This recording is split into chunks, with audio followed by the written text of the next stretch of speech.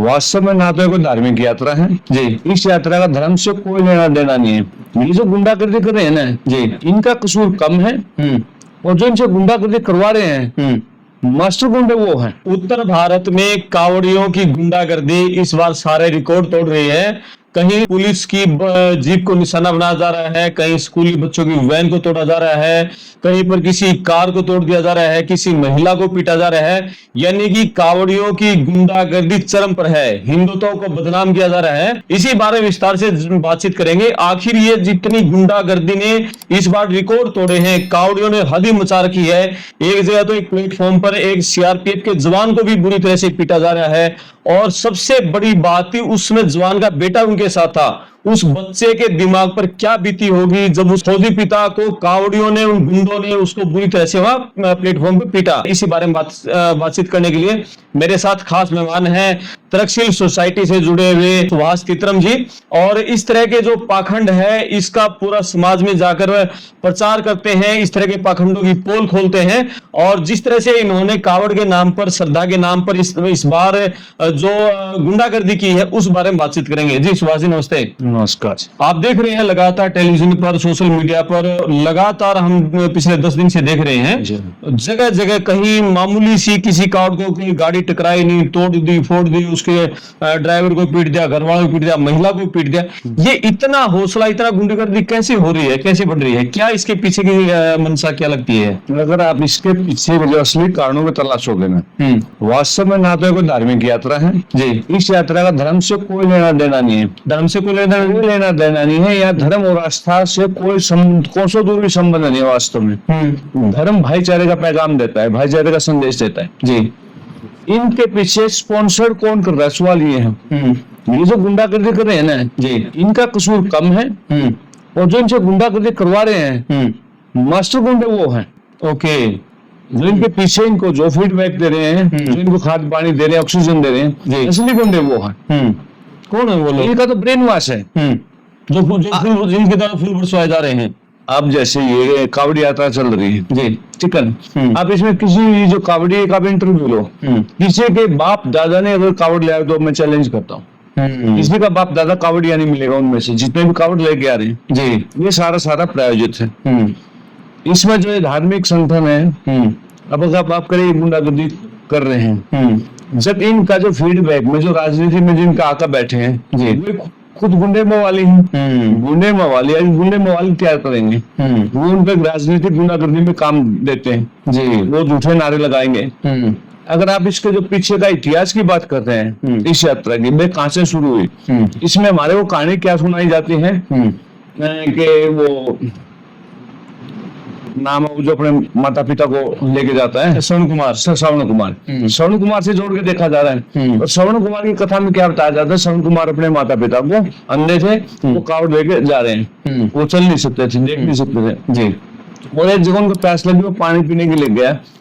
जब उसने पानी भरा तो वहाँ दशरथ को, उसको श्रवण को तीर मारा। किसने मारा? दशरथ ने। दशरथ कौन?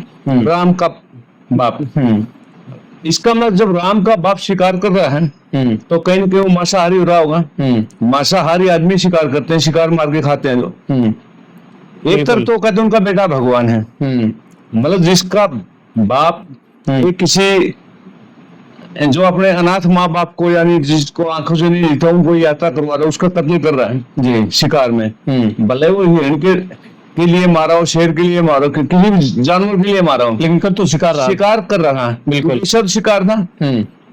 जब वो शिकार कर रहा था, सीधी बात है वो मांसाहारी भी है। बिल्कुल, मांसाहारी लोग ही शिकार कर रहे हैं और उनके बेटे को एक भगवान कह के पेश कर रहे हैं। तो क्या राम भगवान नहीं था? हाँ। वो एक आदमी का बेटा था और ये बिल्कुल झूठ है। भारत का बेटा था सिर्फ। भारत में अब तक भगवान का दर्जा केवल अब तक 2 आदमियों को दिया जा चुका है, केवल 2 को, तीसरे को आज से नहीं है। पहला गौतम बुद्ध को भगवान लिखते हैं, दूसरा महावीर स्वामी को भगवान महावीर स्वामी।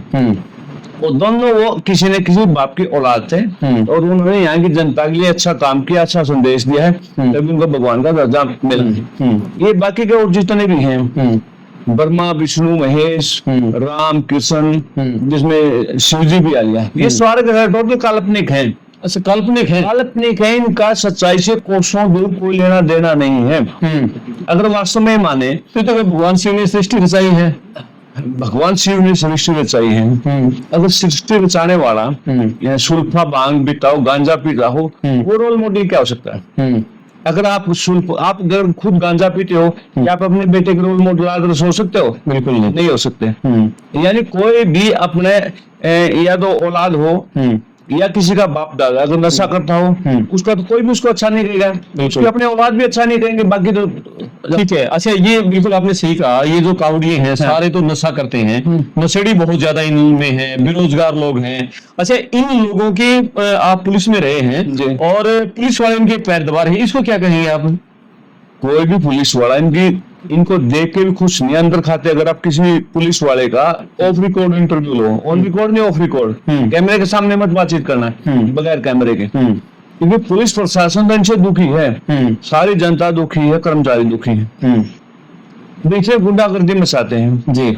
हमारे ये जो नशे की बात आई है, 95% से ऊपर नशा करते हैं और खुलेआम करते हैं जी। किसी एक के ऊपर भी NDPS एक्ट लगाओ तो बताओ, खुलेआम इनकी वीडियो मिलेगी आपको गांजा पीते हुए जी। तो कोई भी आम सभ्य आदमी हो, उसको शक के आधार पर भी पुलिस के सीट के लेकर जाते हैं। ये पॉलिटिकल प्रेशर है। और इस कांवड़ यात्रा की आड़ में उत्तर प्रदेश में एक ही झटके में 5000 स्कूल एक ही फैसले में बंद कर दिए, और टोटल उत्तर प्रदेश में 27,000 स्कूल बंद किए जा चुके हैं। शराब के ठेके उत्तर प्रदेश में 27,000 से ज्यादा नए खोल दिए, नए जी। शराब के ठेके पिछले 11 सालों में 1,25,000, बहुत बड़ा आंकड़ा है ये पूरे देश का, 1,25,000 से ज्यादा सरकारी स्कूल बंद हो चुके हैं पिछले 11 सालों में। 11 साल में पिछले 11 सालों में 1,25,000 से ज्यादा सरकारी स्कूल बंद कर दिए, और बंद करना भी जारी है, पूरी स्पीड से बंद करें। यानी जैसे महामानव जी सत्ता में आए हैं जिससे, और 50,000 से ज्यादा प्राइवेट स्कूल इस दौरान आ गए। स्कूल कितने बंद हुए? 1,25,000। 2.5 लाख से ज्यादा मंदिर बन चुके हैं, जो गैर जरूरी है जी।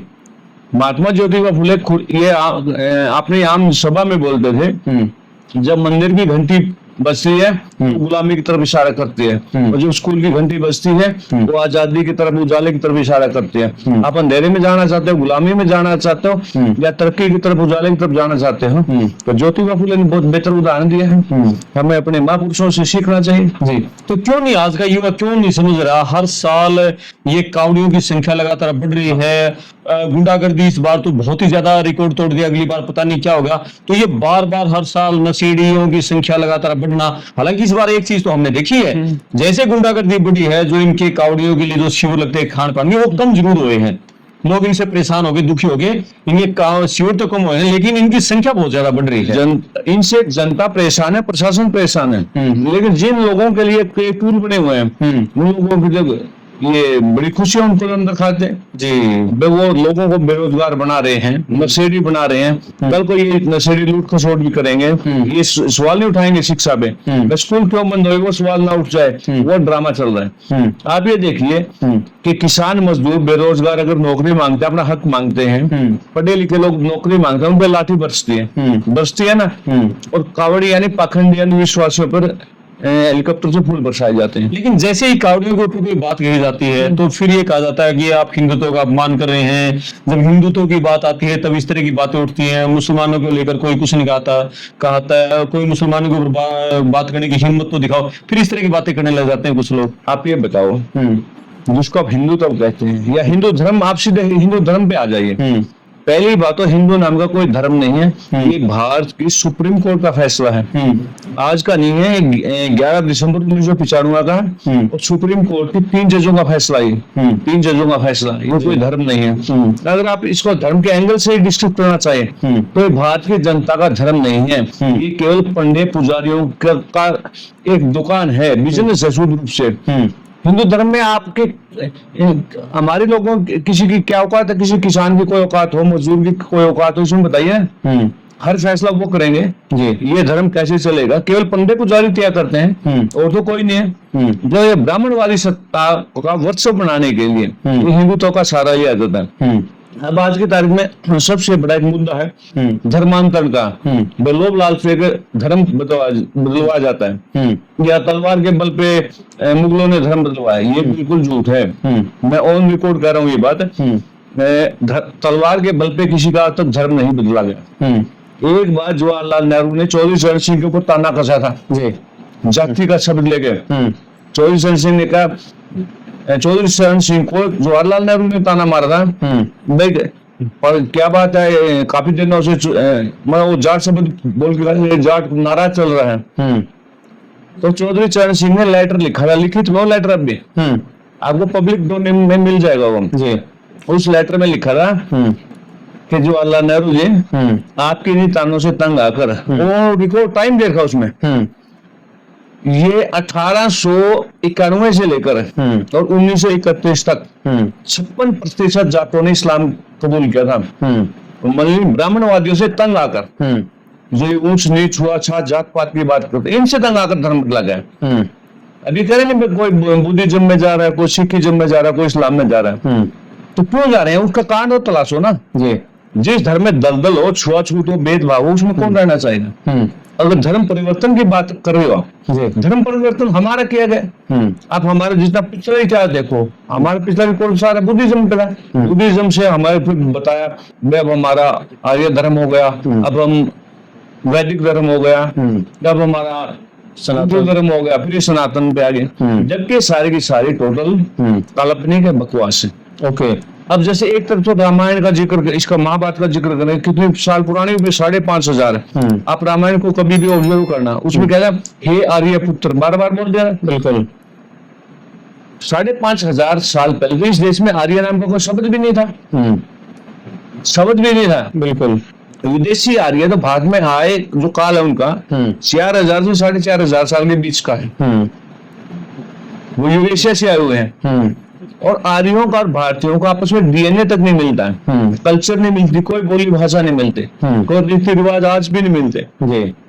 ये जो भारत के जो मूल निवासी हैं, जो पूरा टोटल किसान का मेरा वर्ग है, इनका और जो पंडे पुजारी वर्ग है, पुरोहित वर्ग है जी, ये जो पंडे पुजारी, ये जो विदेशी आर्य हैं, इन्हीं इस देश के लोगों पे सबसे ज्यादा शोषण किया था। ये ऑन रिकॉर्ड कर रहा हूँ बात, सबसे ज्यादा शोषण। ये कहने औरंगजेब के टाइम में हिंदुओं को 4% जजिया लगाया। औरंगजेब के टाइम में रेवेन्यू यानी टैक्स कौन इकट्ठा कर रहा था? टैक्स इकट्ठा करने का सारा काम तो ब्राह्मणों के हाथों में था जी। टैक्स लगाने वाले ब्राह्मण थे, इकट्ठा करने वाले ब्राह्मण थे, कमीशन लेने वाले ब्राह्मण थे, और वो टैक्स इकट्ठा करके औरंगजेब को देते थे। अब ये नहीं बताएंगे कभी भी, केरल में जो एक ब्राह्मण राजा था, उसने यहाँ की आम जनता पे, महिला पे एक टैक्स लगाया था, सतन टैक्स बोलते थे उसको, ब्रेस्ट छाती टैक्स। महिलाएं कोई भी अपनी छाती नहीं ढक सकती थी। किसी महिला ने अगर छाती पे कपड़ा बांधे, उसको टैक्स देना होता था। और एक ऐतिहासिक घटना है, नंगेली नाम की एक महिला ने, जब उसे टैक्स नहीं भरा गया, जो पंडे पुजारी पुरोहित टैक्स लेने के लिए, तब उसने कहा रुको, अभी मैं सारा टैक्स रिजर्व कम चुकाते हूँ। वो अपनी झोपड़ी से द्रांति लेके आई, द्रांति से उपड़ा में छाती को काट कर उस महिला ने, और उनको पकड़ दिया, जिंदगी भर का टैक्स लो। और उसके अपने उस महिला की छाती काटने से ब्लड इतना बह गया कि उसकी मौत हो गई। और उससे दुखी होकर उसका पति भी जिंदा उसी चिता में जल गया था। तब बाकायदे का आंदोलन चला था ब्राह्मणवादियों के खिलाफ, जो सदन टैक्स का जुल्म ज्यादती के खिलाफ। ये तो आप इसमें पढ़ो, मुल्तान की घटना है। मुल्तान का राजा था दाहिर राजा, चस राजा। यहाँ की जो उत्तर भारत की सबसे बड़ी डोमिनेट कौम है। हम इस इलाके में जाट को कोई सबसे मजबूत बहादुर मानते हैं। जाटों के घर में कुत्ते तक मंदवा देते इन ब्राह्मणवादियों ने। अच्छा, हाँ, तो ये जो जाट शूद्र हैं, नीचे अछूत है।